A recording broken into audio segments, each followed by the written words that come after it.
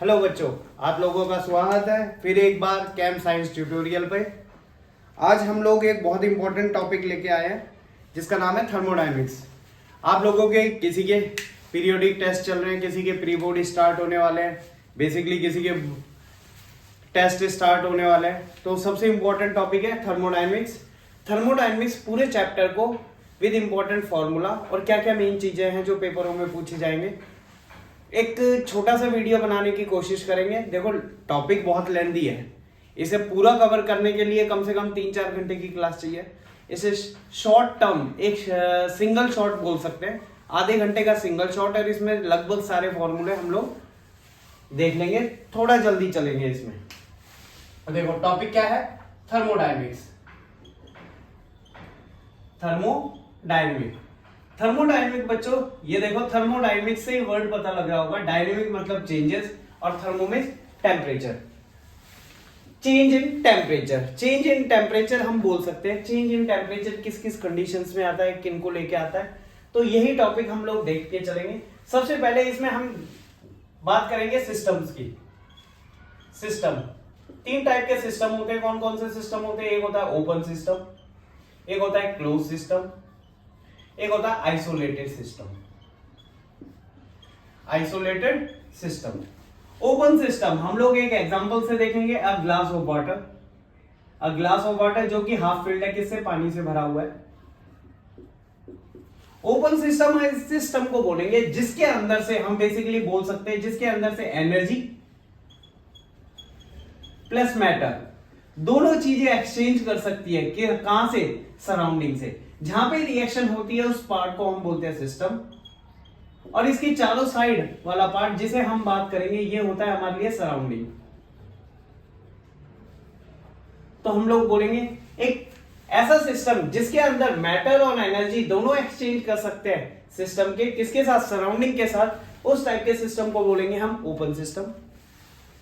Second, close system, जिसमें केवल और केवल एनर्जी एक्सचेंज कर सकते हैं हम सिस्टम की सराउंडिंग के साथ। The system in which only energy can exchange with surrounding is known as close system.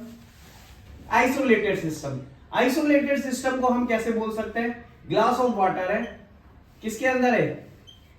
एक जार के अंदर, वो भी थर्मस बोल सकते हैं। क्लोज सिस्टम के अंदर हम यही ग्लास ऑफ वाटर किसको लेंगे? कवर्ड ले सकते हैं।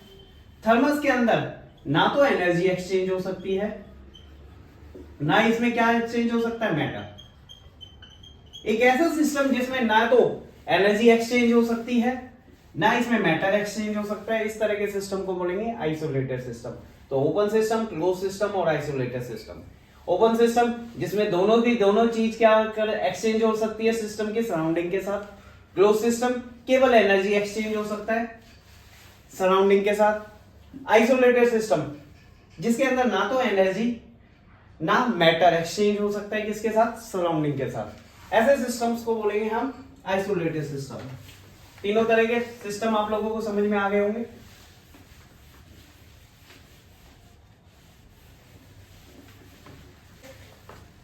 फंक्शन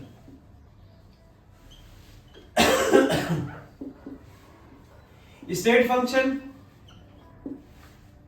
और पाथ फंक्शन। ऐसे फंक्शंस जो कि पाथ पे डिपेंड नहीं करते, does not depends on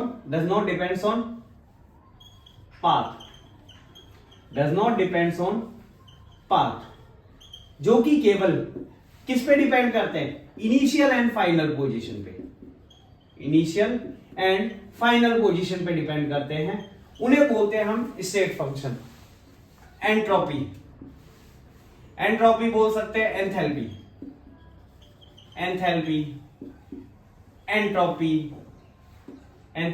entropy, internal energy, ये सारी की सारी चीजें किस पे डिपेंड करती है? इनिशियल और फाइनल पोजीशन पे डिपेंड करती है। किस प्रोसेस से हम मूव करने हैं, किस पाथ से मूव करते हैं, उस पर डिपेंड नहीं करती। ऐसे सारे फंक्शंस को बोलते हैं हम स्टेट फंक्शन। थर्मोडायनेमिक्स के अंदर enthalpy, entropy and internal energy, ये सारे क्या है? हमारे स्टेट फंक्शन। ऐसे फंक्शन जो पाथ पे डिपेंड करते हैं, जो कि इनिशियल और फाइनल पोजीशन पे डिपेंड नहीं करते, उन्हें बोलते हैं हम पाथ फंक्शन। जो कि वर्क और हीट की बात करें तो ये हमारे क्या होंगे, पाथ फंक्शंस होंगे।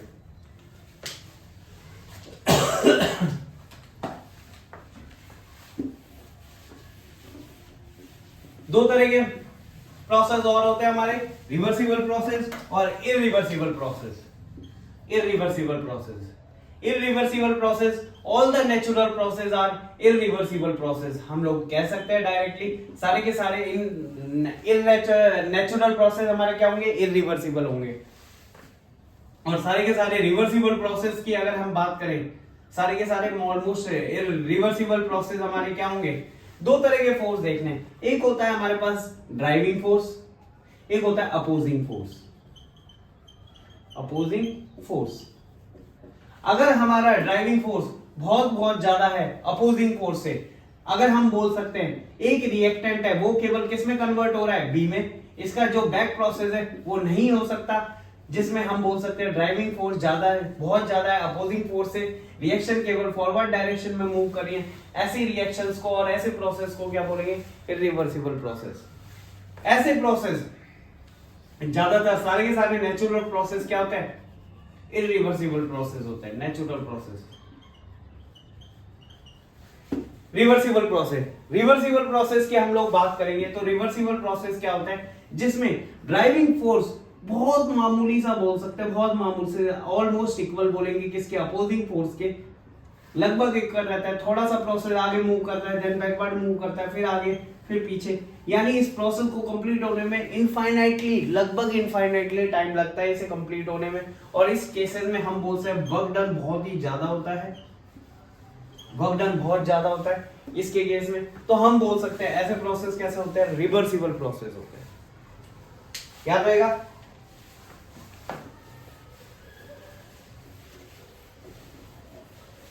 अब हम थर्मोडायनेमिक्स लॉस से चलते हैं।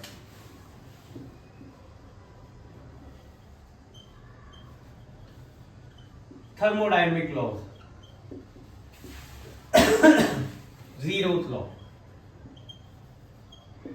जीरोथ लॉ की बात करें, जीरोथ लॉ हम बोल सकते हैं, जीरोथ लॉ किस पे बेस्ड होता है, हमारा इक्विलिब्रियम पे बेस्ड होता है। If a process in equilibrium with the process B, if a process is equilibrium with the process B, तो हम बोल सकते हैं B and C is also in a equilibrium. अगर एक प्रोसेस ए बी के साथ इक्विलिब्रियम में है और वही सेम प्रोसेस हमारा बी सी के साथ भी इक्विलिब्रियम में है, तो बी और सी प्रोसेस भी क्या रहेंगे, इक्विलिब्रियम में रहेंगे। ये हमारा कौन सा लॉ है, जीरोथ लॉ बोल सकते हैं। First law of thermodynamic energy conservation law भी बोल सकते हैं हम इसे। Energy can neither be created not be destroyed but it can be transformed from one form to its another form. तो फर्स्ट लॉ ऑफ थर्मोडायनेमिक्स को हम explain कर सकते हैं formula, change in internal energy is equal to Q plus W। dU से represent करते हैं हम इंटरनल एनर्जी को, Q से रिप्रेजेंट करते हैं हम हीट को, W से रिप्रेजेंट करते हैं हम वर्क को। बहुत इंपॉर्टेंट चीजें हैं ये सारी चीजें। अगर इनको मैं अलग से एक्सप्लेन करूं, चेंज इन इंटरनल एनर्जी और इंटरनल एनर्जी की बात करें तो इंटरनल एनर्जी सारी तरह की एनर्जीज का क्या होता है, सम होता है। हम लोग ये भी बोल सकते हैं rotational energy, potential energy, kinetic energy, vibrational energy, translational energy, सारी तरह की एनर्जीज का अगर सम देखेंगे तो वो किसके बराबर होता है, इंटरनल एनर्जी के बराबर होता है। हीट की अगर हम लोग बात करें, किसी भी सिस्टम को अगर हीट दी जाती है तो हम बोलते हैं heat given to the system. Heat given to the system हमेशा क्या होगा, positive. Heat given to the system और heat given to the system, heat given to the system positive होगा और heat given by the system negative होगा।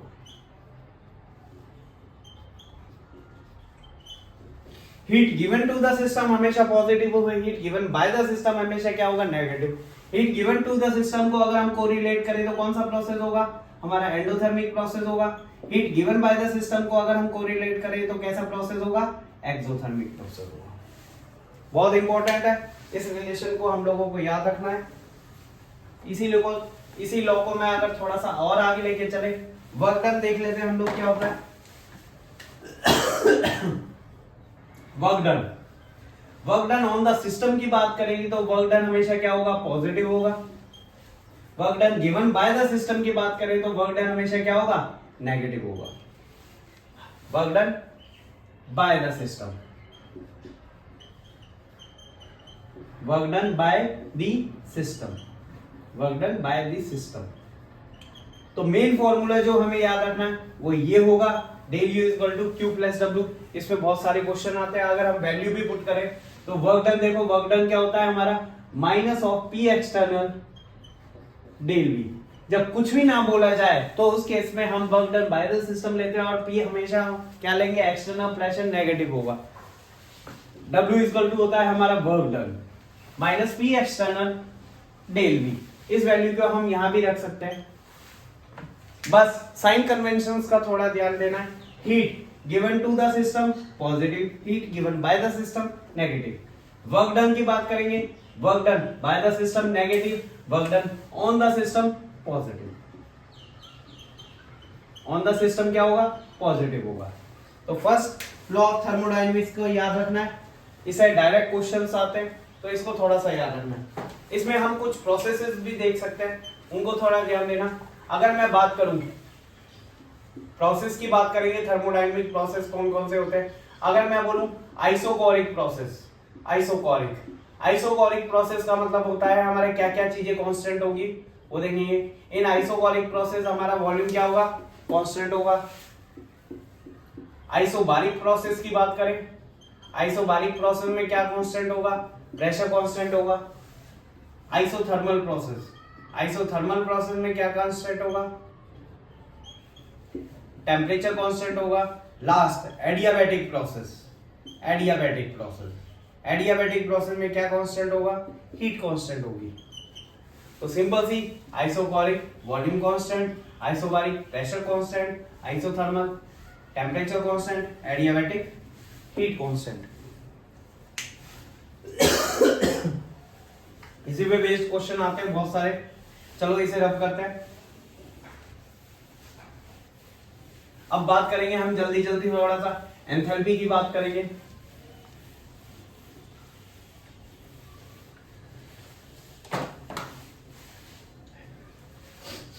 Enthalpy के लिए बात करेंगे। एंथैल्पी बराबर होता है हमारा डेल एच इक्वल टू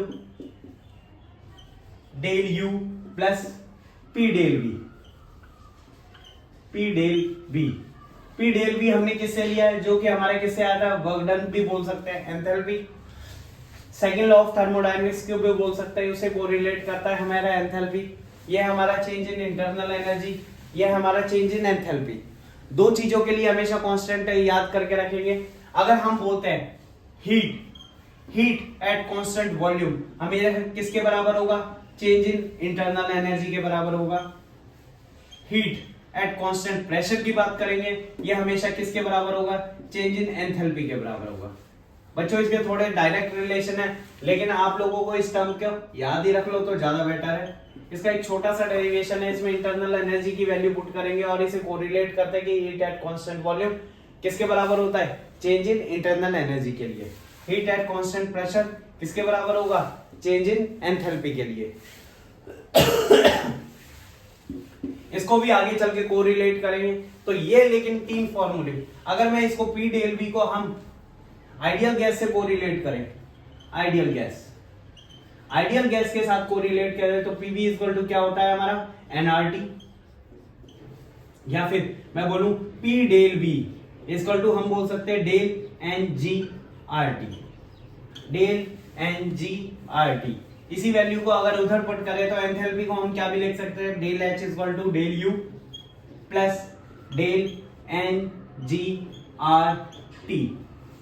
ये हमारा फोर्थ फॉर्मूला है, बहुत इंपॉर्टेंट फॉर्मूला है, जिसे बोलेंगे चेंज इन एंथैल्पी किसके बराबर होगा, change in internal energy plus del n g R T के बराबर। ये हमारा है change in number of moles, होगा।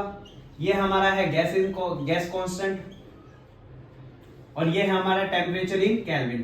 तो ये बहुत इंपॉर्टेंट फॉर्मूला है, एंथैल्पी पे बेस्ड क्वेश्चन इन्हीं पे आते हैं, ये याद रखना है हमें। Change in enthalpy, heat at constant volume is equal to change in internal energy, heat at constant pressure is equal to change in enthalpy, change in enthalpy in terms of n g R T. बहुत important फॉर्मूले हैं। दूसरा, enthalpy के साथ ही हमें क्या याद रखना है, एंथैल्पी के साथ हमें याद रखना है कि स्पेसिफिक हीट की भी बात याद करेंगे।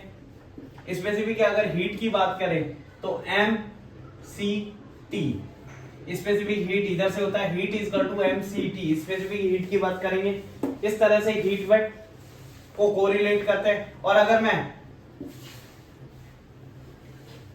Specific heat at constant volume की बात करेंगे, specific heat at constant volume, तो heat is equal to m del T, specific heat at constant volume m del T, specific heat at constant pressure, तो हम बोल सकते हैं QP बराबर m del T।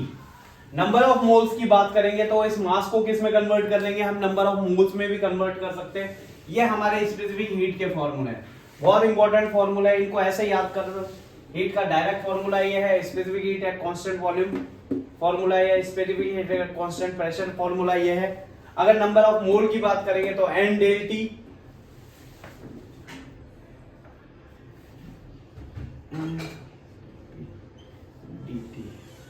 जिसे हम बोल सकते हैं QP is equal to mc पे dt आता है, नंबर ऑफ मोल्स की बात करें।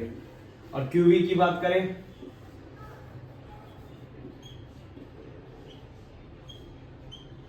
nc पे dt। ये हमारे डायरेक्ट फॉर्मूले हैं जिनकी हम बात कर सकते हैं स्पेसिफिक हीट की। स्पेसिफिक हीट में अगर हम ये भी देखना चाहें, डिग्री ऑफ डिसोसिएशन की बात करें, degree of dissociation mono atomic gas के लिए, डाई एटॉमिक गैस के लिए, और degree of dissociation try atomic gas के लिए। डिग्री ऑफ डिसोसिएशन हमेशा याद रखना, मोनो एटॉमिक गैस के लिए कितना होता है, 1.66 होता है।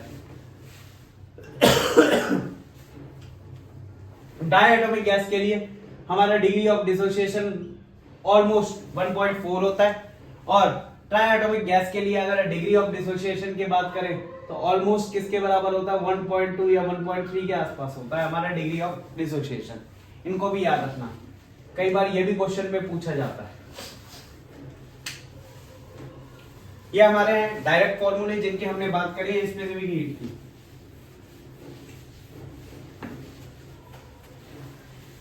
इसके बाद अगर हम बात करें एंथैल्पी की, एंथैल्पी हम बहुत तरह से डिफाइन कर सकते हैं।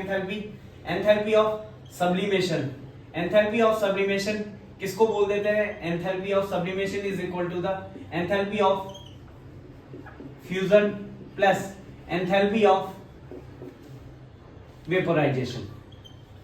एंथैल्पी ऑफ सब्लिमेशन किसका सम होता है, enthalpy of sublimation is the sum of enthalpy of fusion और एंथैल्पी ऑफ वेपोराइजेशन।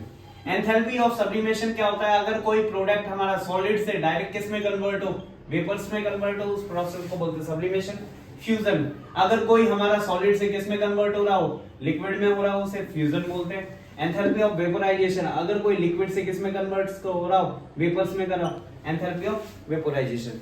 सब केसेस में एंथैल्पी ऑफ, अगर हम बात करेंगे चेंज इन एंथैल्पी, तो एंथैल्पी की बात जब भी करी जाती है enthalpy of product minus enthalpy of reactant.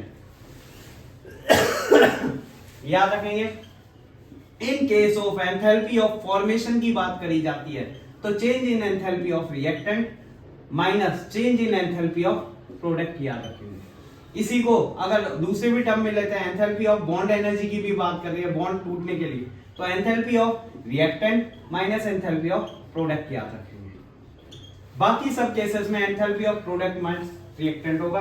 इन दो केसेस में एंथैल्पी का याद रखेंगे, एंथैल्पी ऑफ फॉर्मेशन की बात करेंगे तो reactant minus product, bond energy की भी बात करेंगे तो reactant minus product. Bond energy का मतलब बॉन्ड टूटने से पहले की एनर्जी माइनस बॉन्ड टूटने के बाद प्रोडक्ट की एनर्जी। इन केसेस को याद रखें, बाकी समय प्रोडक्ट माइनस रिएक्टेंट होगा। हम फॉर्मूलों को ही थोड़ा जल्दी कंसीडर कर रहे हैं, इनको थोड़ा रिवाइज करके रखना तो अच्छा रहेगा। एंट्रोपी, एंट्रोपी की बात करते हैं तो entropy of a universe, entropy of universe की बात करेंगे तो entropy of a system, plus entropy of surrounding is greater than 0। ये हमेशा याद रखना, एंट्रोपी ऑफ ए यूनिवर्स हमेशा क्या होता है, entropy of universe system plus surrounding की, जिसकी टोटल एंट्रोपी हमेशा ग्रेटर देन क्या रहेगी, 0। इन केस ऑफ एंट्रोपी अगर हमें चेंज इन हीट दिया हुआ है तो change in heat divided by temperature. Entropy हम अलग अलग प्रोसेस में ऐसे भी निकाल सकते हैं। एंट्रोपी हर इस केस में आती है, एंट्रोपी को हम क्या भी बोल देते हैं, degree of disorderness, degree of disorderness, degree of disorderness और डिग्री ऑफ रैंडमनेस। पार्टिकल कितने घूम रहे हैं, कितने एक जगह से मूवमेंट नहीं कर रहे हैं, उन्हें हम डिग्री ऑफ डिसऑर्डरनेस और रैंडमनेस से कैलकुलेट कर सकते हैं इन टर्म्स ऑफ एंट्रोपी। याद रहेगा।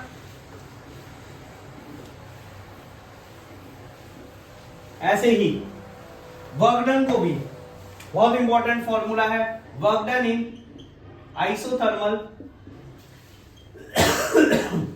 Work done in isothermal reversible process.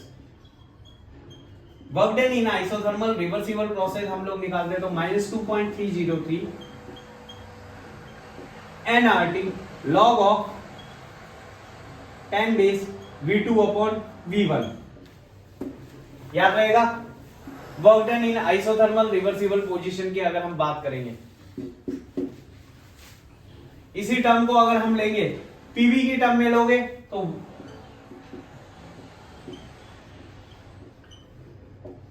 Log widow, और इसे ही अगर प्रेशर की टर्म में लेते हैं तो NRT log 10 base P1 upon P2। Same formula PV के लिए, ये एक ही फॉर्मूला है जिसको हमने अलग अलग तरीके से लिखा है। Work done in isothermal reversible process, work done in isothermal irreversible process में, work done in isothermal irreversible process में हमेशा याद रखना P external V2 minus V1, जिसे हम क्या भी बोल सकते हैं, P एक्सटर्नल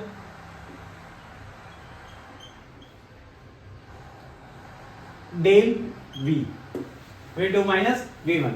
इस केस में हम वर्क डन इन दोनों ही कंडीशंस में याद रखना, इन दोनों में ही पूछा जाता है। Work done in isothermal reversible process, work done in isothermal reversible process. Reversible process के अंदर वर्क डन ये रहेगा, इरिवर्सिबल प्रोसेस के अंदर वर्क डन ये रहेगा।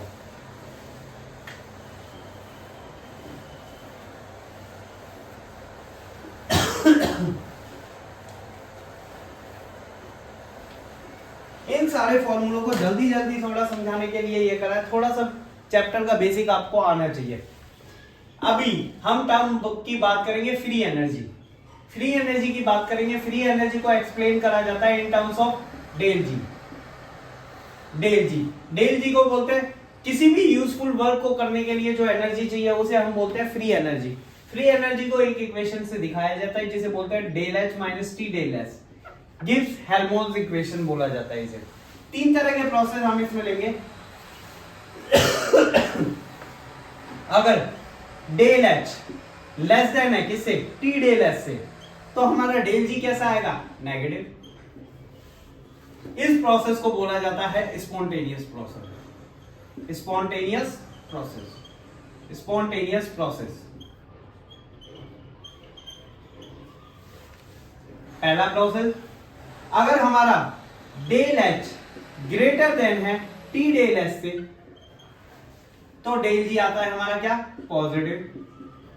इस प्रोसेस को बोला जाता है नॉन स्पॉन्टेनियस।